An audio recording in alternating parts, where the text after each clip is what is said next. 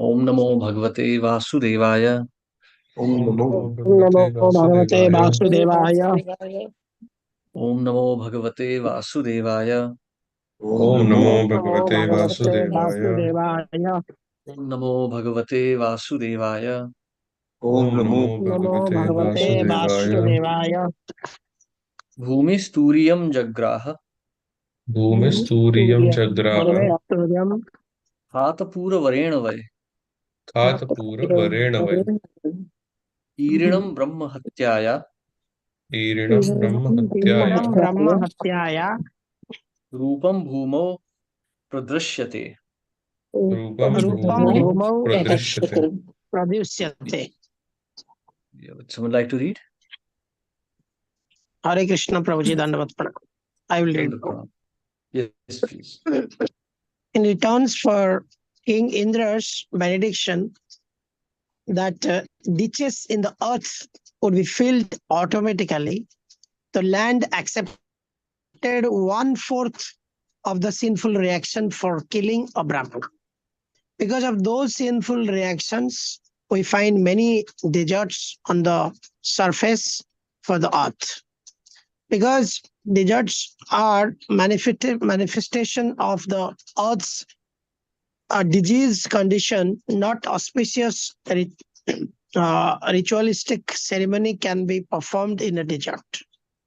Person destined to live in a desert are understood to be sharing the reaction for the sin of a Brahmana, Brahma Hatya, the killing of a Brahmana. Thank you, Prabhuji. Hare Krishna. Hare Krishna, thank you. So the lands where the weather is very inconsistent or very extreme is actually considered to be inauspicious. So you see, for example, these Arab lands or even western parts of India, these are inauspicious lands because desert land means that there is no proper vegetation. The plants are also sinful, so one cannot even eat proper grains or anything. So that's why you see these people are also quite inauspicious by their nature. If you see, so even like for example, this we can see these extreme northern lands, like for example the Scandinavian lands or North American lands. They're also inauspicious because the weather is so extreme. People are there are no auspicious plants, no fruits, no proper vegetables. People eat meat. Their consciousness is impersonal. So we can see that the effect of the sinful nature of the land on the people. So once in 1972 or something, when Srila Prabhupada was in Vrindavan, so his disciples asked him this question that Prabhupada, who like Vrindavan is Krishna's own land, but why is it suffering from such extreme climate? Summers used to be hot back then even. So Prabhupada said that people are not following proper principles. Therefore, the land has become becoming inauspicious. So certainly, like Prabhupada said, that this is like a reaction of sinful behavior. So this year, of course, we have seen that India has suffered the hottest summer ever, kind of 52 degrees, 50 degrees. So this means that people are increasingly demonic. With all due respect to the politicians talking about some Hindu Rashtra and all that nonsense, reality is that Indians are demons. Big demons, very demonic. India is a land of very sinful people now. So therefore, all this hypocrisy is actually even more offensive to the Lord. To perform sinful activities in the name of the Lord. Even Bible forbids it. Thou shalt not take thy Lord's name in vain. But that is what is happening. So therefore, India is also experiencing such harsh climates. So we should understand that when there are some natural disturbances, they are partly due to the nature of material world, but also due to the sinful action of the people there. If we see Satyug, for example, when people are mostly pious, so there are hardly any natural calamities. More and more increasing natural calamities mean that people are becoming extremely demonic. Okay, text 8. Turyam cheda virohena तुर्यं छेद विरोहेण। Puryam Cheda Virohena. varena jagrahur druma. वरेण Varena जगृहुर्द्रुमः। Jagrahur Dumaha. Tesham niryasa rupena तेषां निर्यासरूपेण Niryasarupeణ. brahma hatya pradrshyate. ब्रह्महत्या Hatya प्रदृश्यते। Pradashyate. Yeah, okay. In return for Indra's benediction that their branches and twigs would grow back when trimmed, The trees accepted one-fourth the reactions for killing a Brahmana. These reactions are visible in the flowing of sap from trees. Therefore, one is forbidden to drink this sap. Shashwat Kama Varenam Has Vishwakama-varenahas Rama Varenam As Turiyam Jagrahur Striya. Turiyam Jagrahur Striya Jagrahusriyaha Rajo Rupena Tasvamho Rajorupena Raja Tasvamho Rupena Tats Masi Aho Masi Pradarsyate. Masi Masi Masi Pradrishyate. Masi Pradasyate. Very Yeah, good. someone. Yes, please. Hare Krishna. Then go down. Translation purpose by Sri Prabhupada. Sri Prabhupada ki Jai. Translation. In return for Lord Indra's benediction that they would be able to enjoy lusty desires continuously, even during pregnancy for as long as 6 is not injurious to the embryo. Woman accepted 1/4 of the sinful reaction. As a result of these reactions, women manifest the signs of menstruation every month. Report. Women as a class are very lusty, and apparently their continuous lusty desires are never satisfied. In return for the Lord Indra's medication, that there would be no cessation to their lusty desires, women accepted 1/4 of the sinful reactions for killing Brahmana. Hare Krishna. Hare Krishna. Thank you very much. So, असत संग त्यागा एई वैष्णव आचार स्त्री संगी एक असाधु कृष्ण भक्त are. Now, see, there are so many people even now who accuse Srila Prabhupada of being some sort of a misogynist, or say Srila Prabhupada was rude and crude in the words of some devotees. But please try to understand the philosophical aspects. Don't go by what society says. Society belongs to Malechhas and Yavanas, not even Shudras anymore. Shudras have very high standards as compared to present day society. I mean, even as compared to present day Indians, what to speak of the Western world. So practically all human beings are now living like animals, no morals, nothing at all. So you see, please try to understand the philosophical and the philosophical purport of this verse. See, women as a class are very lusty, and apparently their continuous lusty desires are never satisfied. See, it's not that women are lusty. The souls that are lusty are given that type of body. One may say, if you have to dig a hole in the ground, you use an excavator. If you are collecting garbage from the streets, you'll use a bulldozer. Now, you won't drive a bulldozer for a 5-star dinner or anything, because that machine does that function. So, whatever is your desire, you'll use accordingly. If you're trying to boil some rice, you'll use a pressure cooker. You're not going to boil rice in a plate, nor are you going to eat from a pressure cooker. You're just going to cook and you eat from plate. So, just like that, whatever is your desire, that Krishna fulfills. Ye yatha mam prapadyante tams tathaiva bhajamyaham. So, Krishna fulfills that desire. Mama vartamanu vartante manushya partha sarvasha. And every human being follows the Lord in every way. So when one becomes extremely lusty, one has to take a female body. Now, female body is under heavy influence of Rajoguna and Tamoguna. It's a body and mind combination heavily influenced by Rajo and Tamoguna. Meaning that the human being cultivated Rajo and Tamoguna in his life, therefore he has been given that kind of a body. But once you are locked into that body, then it becomes difficult to escape it, because the modes are controlling it. Prakrite kriyamanani gunai karmani sarvasha. They are acting. So you're like inside a vehicle. Once you purchase the ticket for a train, you cannot get out until the train stops at a station. You can't say, oh, I don't like this train now, I'll jump out. You can't do that. Until the train stops, you cannot get out. So until the duration of the body is over, you cannot escape it. So once someone has taken a female body and suddenly realizes now they don't want it, then one should cultivate sattva. One should chant, one should live a peaceful life, following the rules and regulations of that particular body.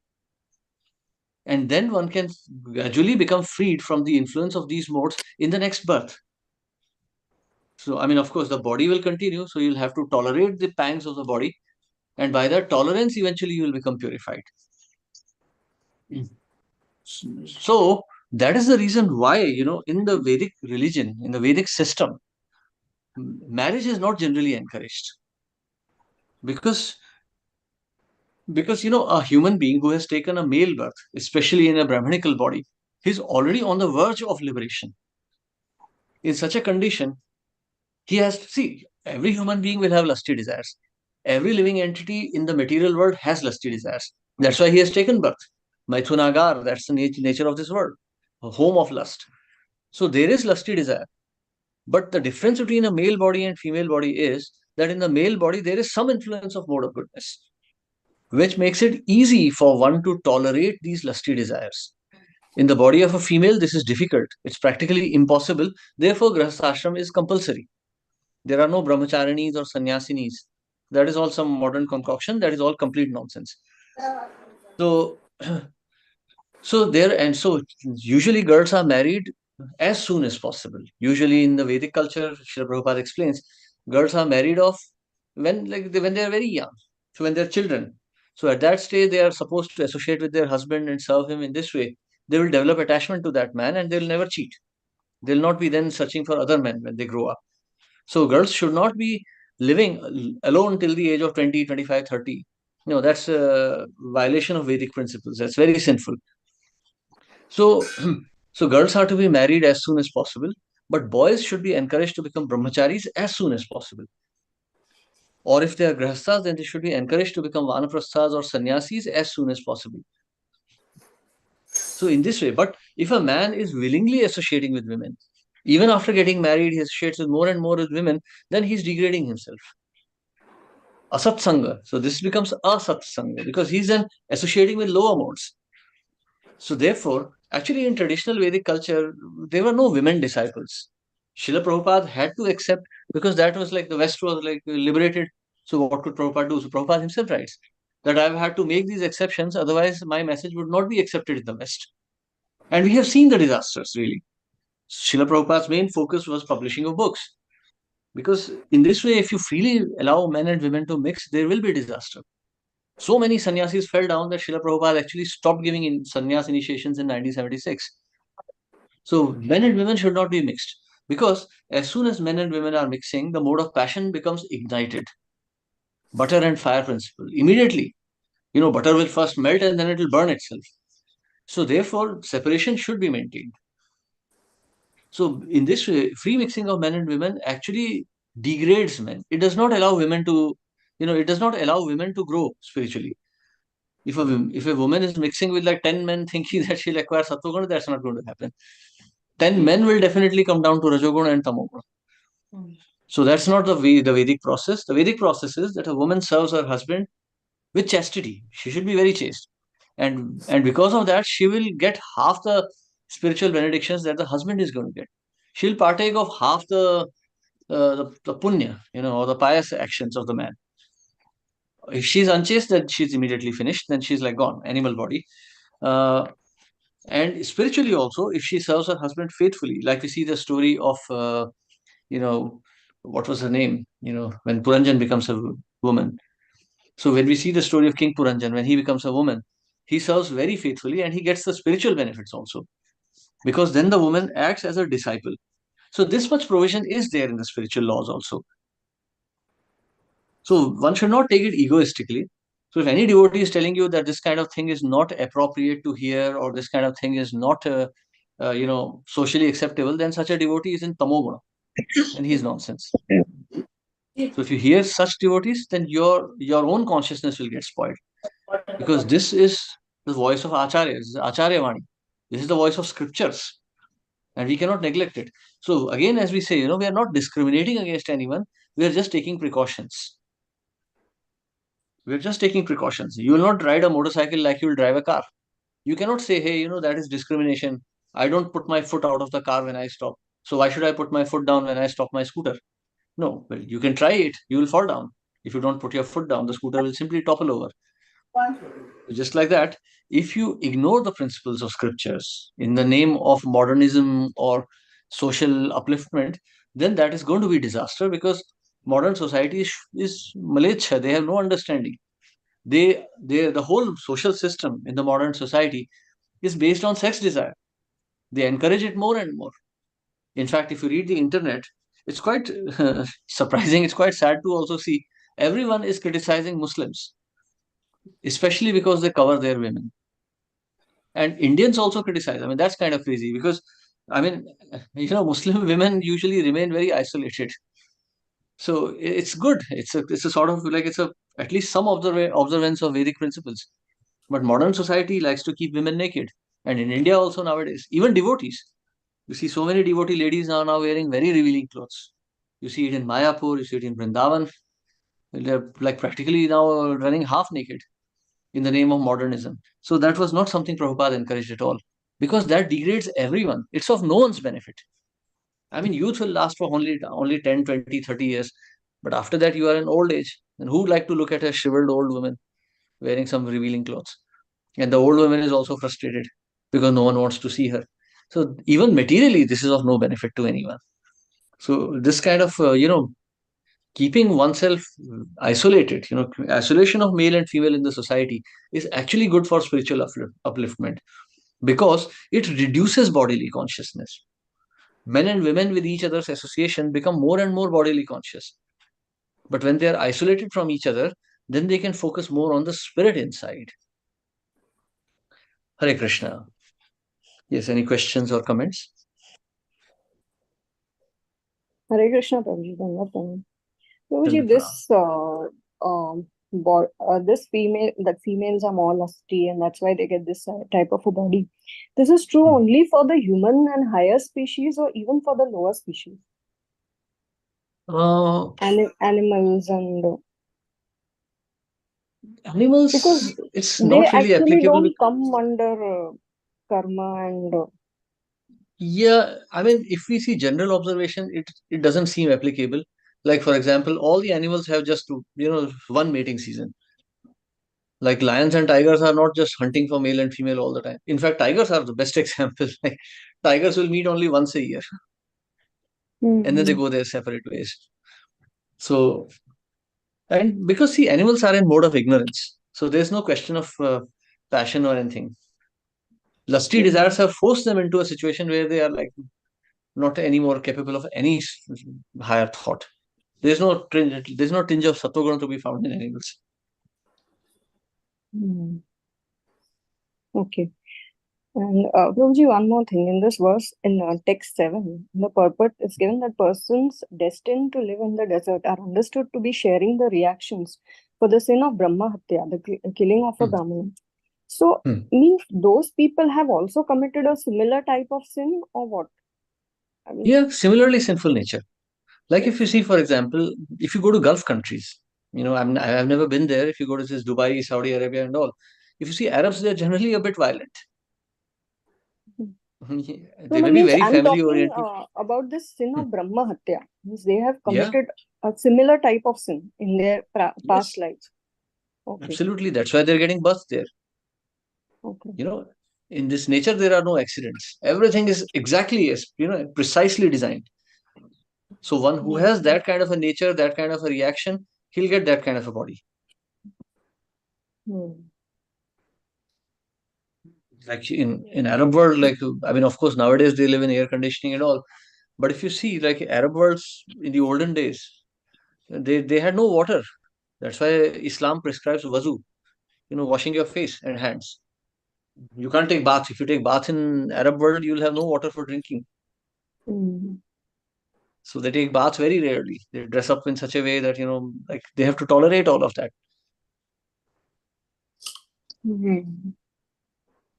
Okay, Prabhuji. Thank you. Krishna. So if you see, for example, the story of Kashmir is also similar. That Kashmir was cursed. And then from a heavenly place, it just turned into a hellish place. Suddenly the snow started falling and everything. It's like if you see Kashmir, for example, practically everyone is non-vegetarian. Even the Kashmiri Brahmins, they eat meat. The Shaivites, they eat meat. So you see, such kind of sinful reaction. Then text 10. Dravya bhuyo varenapas. Hare Krishna. Yes, Prabhuji, Hare Krishna, Dhanavad Pranam. Dandavat Pranam. Yeah. Sorry, Prabhu, I just wanted to ask regarding this subject. Prabhuji, like why this four Indra's curse which comes to this four? Is it is it a plan of God because Indra committed sin? And why this four entities has to suffer? I didn't get you. No, they took the reaction. They were Prabhuji, sympathetic to. They volunteered to take the reaction. Oh, It is not they their are force to sympathetic. take it. Oh, they Indra did not volunteered. hammered into them. They Okay, took it okay, themselves. okay. And No, see, also in remember. between they accepted from mentioned Indra. they have They got got some benefit benediction from also. Indra. See, remember, they all got benedictions. If you want to see a practical example of this, see, if you see, for example, nowadays, all politicians are corrupt. All the government officials are corrupt. IAS officers, IPS officers. They know if they are caught, they will be punished. And even if they are not punished, everyone knows they are corrupt. They don't have a good reputation. So why do they do it? They just do it so that, see, like if you see a police officers, for example, they're the best example. They live miserable lives, filthy, dirty lives, but they do it for money. The benediction that they get is bribes. So they feel happy. Politicians, they'll do obnoxious things. Politicians are literally rakshasas. They're not even human beings. They'll kill people. They'll do anything. Because I have been with entertainment industry. I know politics and police very easily, administration and politics. They are the filthiest of all. They're the lowest of creatures. Even the demons from hell would be scared of looking at politicians. But why do they do this? Because of money and sense gratification. They live miserable lives. But still, because they derive some benefit, they will take it. So here you see, for example, Earth wanted the holes to be filled up, so it accepted the benediction of having deserted parts. Trees wanted their benediction of growing their branches back, so they accepted the curse of sap. Women accepted the curse of menstruation in return for enjoying sex life unlimitedly. So these are, some benefit was also there. And this also, this is a. Okay. So this also, explains the nature of consciousness in this material world. That even if there is suffering, if you see all of these, they are like extremely obnoxious curses. Desert lands, they're horrible. If you ever go beyond Jaisalmer or Bikaner, beyond Bikaner, if you go to Jaisalmer and all, the land is truly inhospitable. The Run of Kutch in Gujarat, those who are from Gujarat, Bhuj area, Run of Kutch is a very inhospitable land, very inauspicious. But still, Earth wanted to enjoy some benediction. This menstruation is an obnoxious occurrence, but women wanted that benediction. So you see, but again, the point is, the beauty of Maya is such that everyone feels happy, even if he's in a miserable condition. Even the beggar on the street is proud of his penny. So even if they are living in an accursed condition, these entities are happy. And that's the difference between a Brahmana and a Kripana. A Brahmana understands that there is no benediction in material world. There is no benediction. The only benediction is holy name. Everything else is a disguised curse. So we continue. So Prabhuji, here like one thing. Sorry, Prabhu. Yeah. Prabhuji, I'm not clear little bit. I'm sorry. So Prabhu, here like to save Indra, this four entities, they have not done anything for Indra actually. So to save Indra and make Indra as a heavenly king, go back to heavenly king, that was not their intention. Their intention was they will get some benefit out of Indra's this course, and although they will accept the course, but they will get some benefit because of that. Their selfish desire, they took this Indra's course. Yeah. See, it's like this, you go, for example, you're going to buy a railway ticket and you don't get the reservation, you ask a tout. Now, you don't care whether the tout makes money or not. You just want your ticket. The tout will say, okay, the train is like the ticket is 1,000 rupees. I'll give you for 1,500. You'll say, okay, whatever. You're not concerned whether he gets his 500 rupee profit or not. So yes, so these living entities, they were getting some benediction. So yes, certainly they were inclined towards Indra. So this is also like a lesson for us, that when we are favorably inclined towards someone, we also partake of their reactions. So, for example, if we are favorable towards acharyas, we get the benediction of bhakti. If we are favorable towards materialistic politicians or film stars or something, we'll also partake of their sinful reactions. This nature of this material world is very subtle. I was just reading a lecture from Srila Prabhupada. Srila Prabhupada is saying that if one eats in a place, for example, one goes to a restaurant to eat, one gets a portion of the reaction of all the sinful activities going on there. So that's the reason why sadhus, sannyasis, they would only go to Brahmana houses.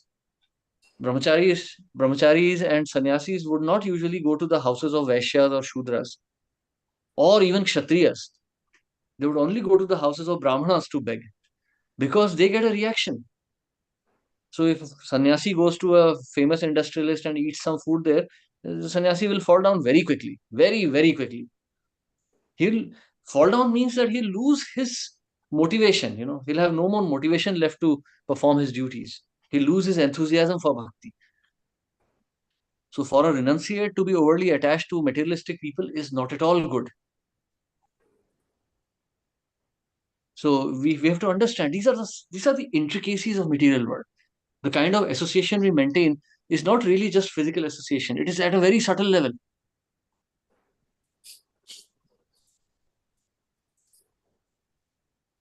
Got it, Prabhuji. Thank you, Prabhu. Hare Prabhuji, Krishna. one small thing. This it is said that this sap which is flowing from the trees, one is forbidden to drink this sap. Does this refer to that edible gum? Yeah, any kind of sap. Or dahi? Because that is actually so nutritious, and it is said that we should have that. You should have it as an aushadha, as a medication. Gum should not be eaten like, okay, I take it every day as a health food. No, if you have some like particular ailment, then you should take it. Like, for example, asafoetida, hing. Hing is good for those having vata dosh or kapha dosh. Or, for instance, like taking garlic. Garlic is a prescribed medication. Alcohol is a medicine.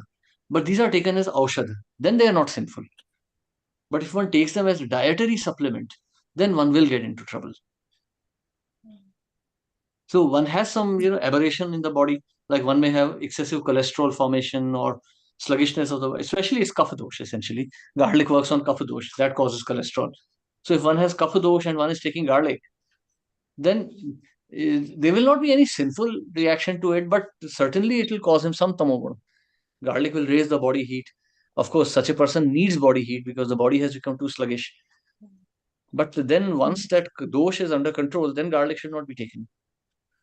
It's not ahar, it's just upchar. Okay, so actually, if you take tree gum, it's very hot. It will aggravate pitta dosh. Yes, it is advocated to take only in the winter months. Yeah. So aushadha, so should not take it regularly. Just take it for some particular applications. Not everyone. A person in pitta dosh should not take it even in winters. And that is also one of the reasons that we avoid these cold drinks with fizz, no? Because that again is that bubbly water. Bubbly water, yeah, that's very this thing, very unhealthy. It immediately triggers your vata dosh. Yes, that is because that this is related to those bubbles present in the ocean as a result of the curse. Yeah. Sparkling water, they call it. Okay, thank you. Okay, so we stop here today. We continue on Monday with the reactions to water and other subject matters and the appearance of Vritrasur. So thank you very much. Hare Krishna, Srila Prabhupada ki jai.